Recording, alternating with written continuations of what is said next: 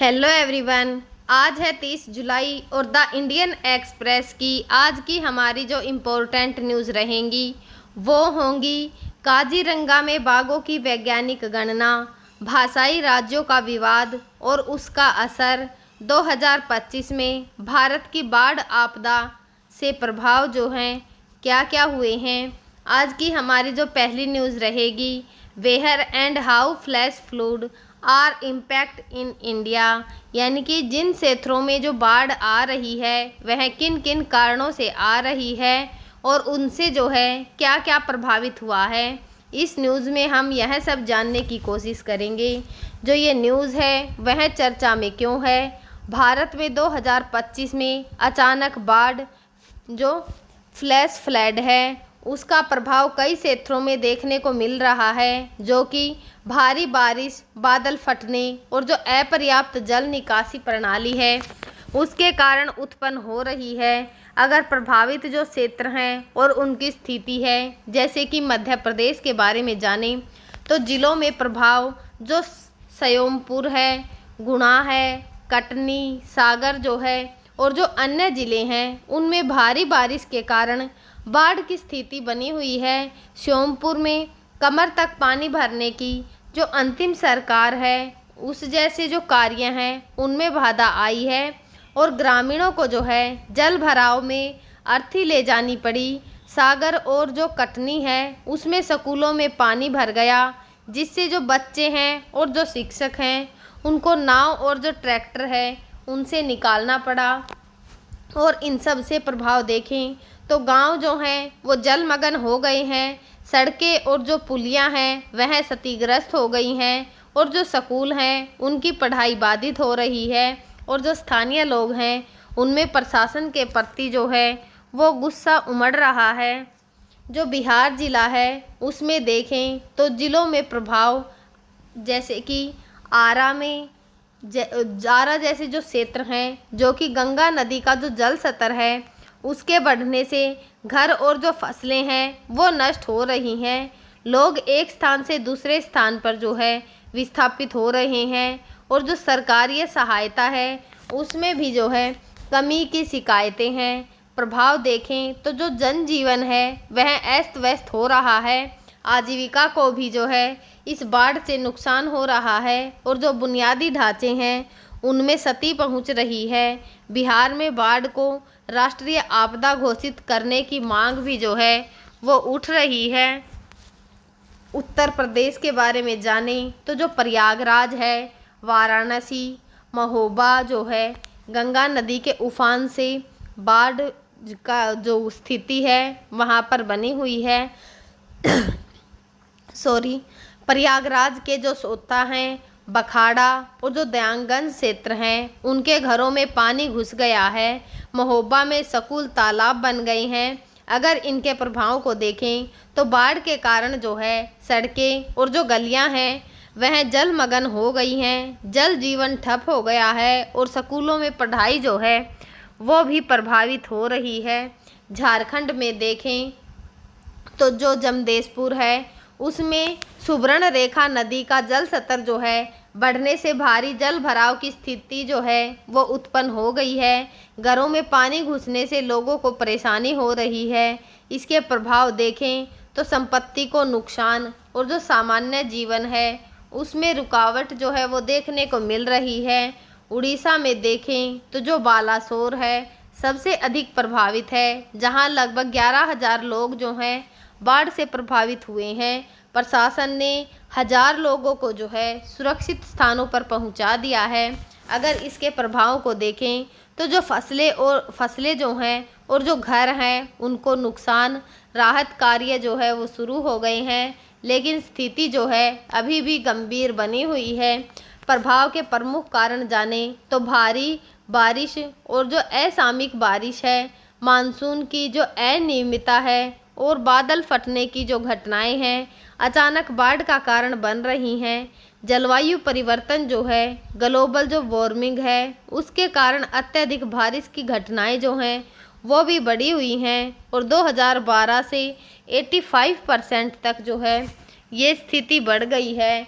शहरीकरण और जो खराब जल निकासी है, जैसे कि दिल्ली हुआ, मुंबई और जो बेंगलुरु शहर हैं, वहाँ में अनियोजित शहरीकरण और जो अपर्याप्त ड्रेनेज सिस्टम है, उसके कारण जल भराव की जो समस्या है वह गंभीर हो गई है। नदी प्रबंधन की कमी, गंगा और जो ब्रह्मपुत्र जैसी नदियां हैं, इनमें तलछट जमा होने और अपर्याप्त वहन क्षमता के कारण बाढ़ की जो तीव्रता है वह बढ़ जाती है।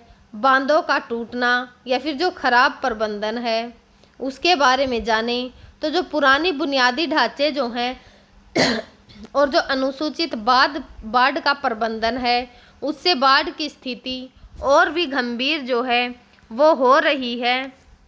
अगर इनके प्रभाव देखें तो जो जन धन की हानि, प्रतिवर्ष औसतन जो है 1600 लोगों की मृत्यु और 1805 करोड़ रुपए की जो संपत्ति है उसका नुकसान होता है। विस्थापन के बारे में जानें तो 2020 में 5.4 मिलियन लोग बाढ़ से विस्थापित हुए थे और 2023 में जो हिमालय प्रदेश है और जो पंजाब है उसमें हजारों लोग जो है बाढ़ से प्रभावित हुए थे। अगर उस समय पर उसके आर्थिक नुकसान की बात करें तो जो शहरी क्षेत्र है उनमें व्यवसायों और जो बुनियादी ढांचे हैं उनको भारी नुकसान पहुंचा है, जिसका राष्ट्रीय जो अर्थव्यवस्था है उस पर दीर्घकालीन प्रभाव पड़ता है। जो स्वास्थ्य और शिक्षा है उस पर प्रभाव देखें तो बाढ़ से जो स्वच्छता है, जो स्वास्थ्य सेवाएं हैं और जो शिक्षा है वह भी प्रभावित होती है। स्कूलों में जल भराव से पढ़ाई रुकी और जो कृषि और आजीविका की फसलें हैं उनको भी जो है नुकसान हुआ है और खेती में जल भराव से जो किसान हैं उनकी आजीविका जो है वह भी प्रभावित हुई है। उपाय और सुझाव के बारे में जानें तो बाढ़ का पूर्वानुमान जो प्रणाली है, भारत सरकार ने सी फ्लूड जैसे जो प्लेटफॉर्म हैं वो शुरू किए हैं, जो कि गांव स्तर तक बाढ़ की जो चेतावनी है उसको पहुंचा देते हैं। और जो बुनियादी ढांचे में जल सुधार की जो जल निकासी प्रणालियां हैं उनको मजबूत करना, रेन वाटर जो हार्वेस्टिंग है और बांधों की मरम्मत जो है वह करानी चाहिए। प्रकृति आधारित समाधान देखें तो वनों को जो है वो लगाना चाहिए और जो प्राकृतिक बाढ़ सुरक्षा की प्रणाली है उसका पुनर्जनन करना चाहिए। जलवायु परिवर्तन से निपटना, जो ग्लोबल वार्मिंग है उसको कम करने के लिए नीतियाँ और जो अंतर्राष्ट्रीय सहयोग है उसको बढ़ावा देना। सामुदायिक जागरूकता, लोगों को बाढ़ प्रवण जो क्षेत्र हैं उनसे दूर रखने और जो आपातकालीन तैयारियां हैं उनके लिए प्रोत्साहित करना चाहिए।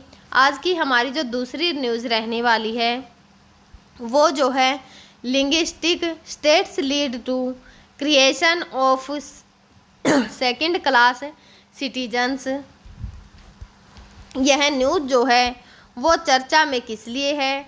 तमिलनाडु के जो राज्यपाल हैं RN रवि ने हाल ही में ही जो भाषाई आधार पर राज्यों का गठन है उसकी आलोचना करते हुए कहा है कि स्वतंत्रता के बाद इस तरह का जो पुनर्गठन है उसने राष्ट्रवाद को जो है और भी अधिक बढ़ावा दिया है और इसी पुनर्गठन से जो है द्वितीय श्रेणी के नागरिक पैदा किए हैं और भाषाई आधार पर जो राष्ट्रवाद है उसको भी बढ़ाया है। उसके इस बयान से जो तमिलनाडु में विवाद जो है उसको जन्म दे दिया है। खासकर जो मुख्यमंत्री MK स्टालिन और DMK जैसे जो दल हैं उन दोनों के बीच में भाषाई जो समानता है और जो क्षेत्रीय पहचान है उसके खिलाफ जो है मानते हैं।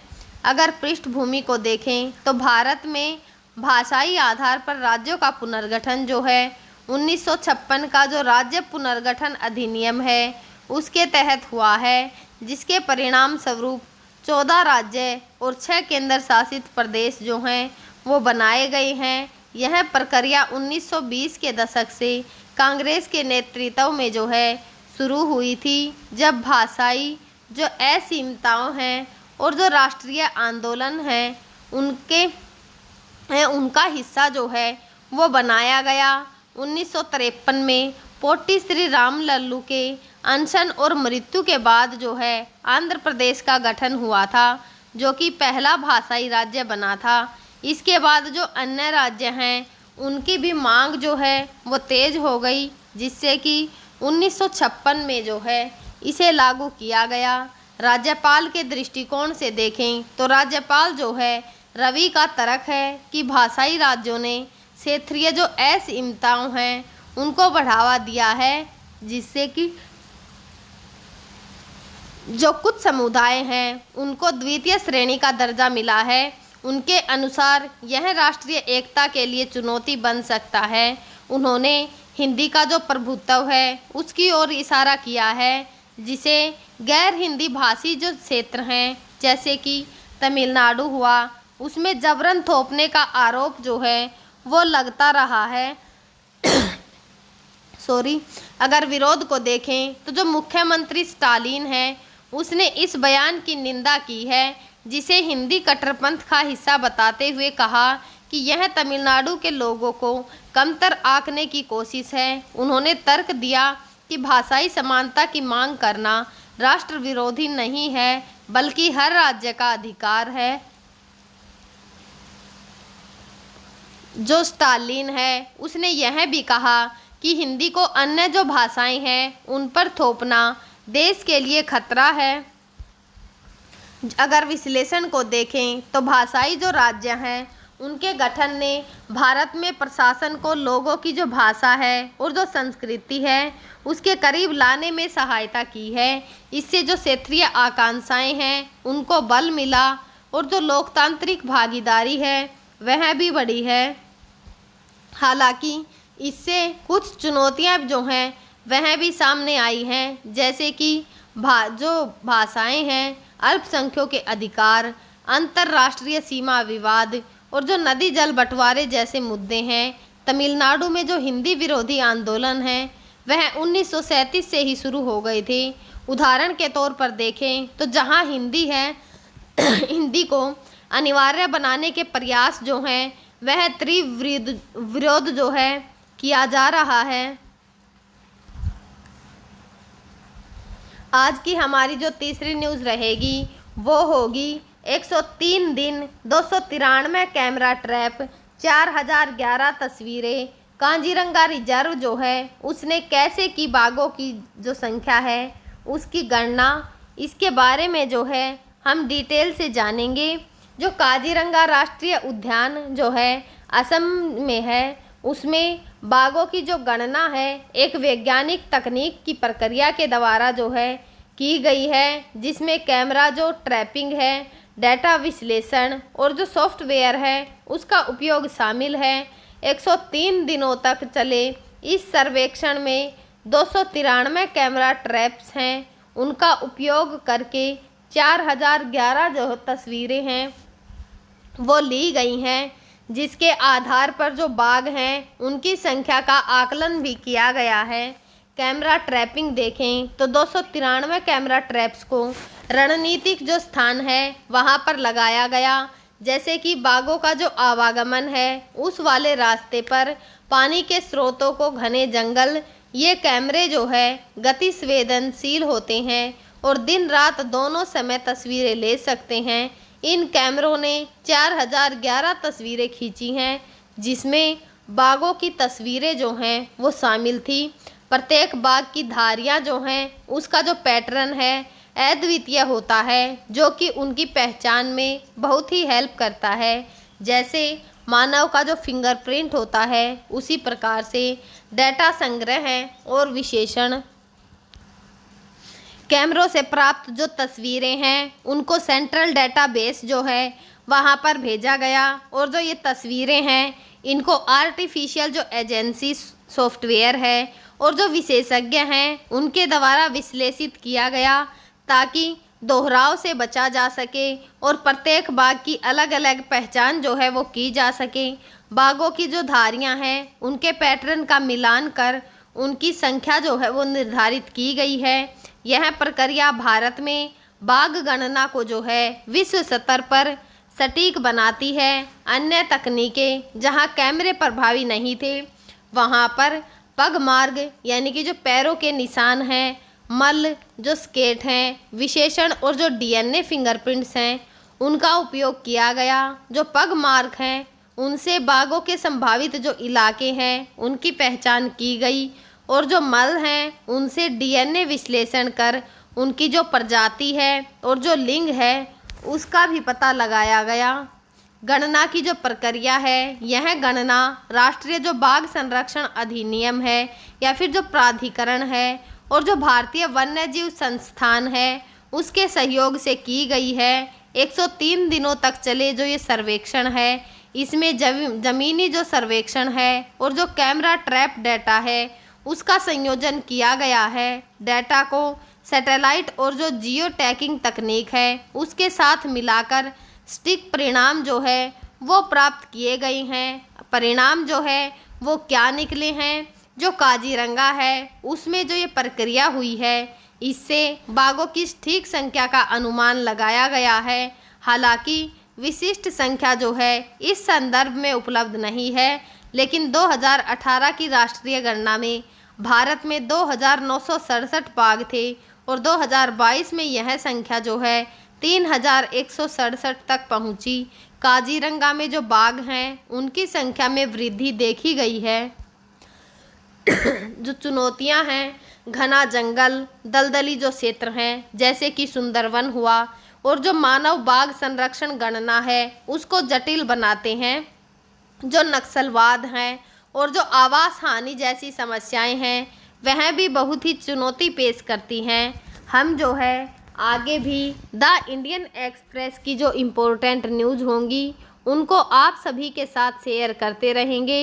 तब तक आप पढ़ते रहिए, खुश रहिए। Thank you.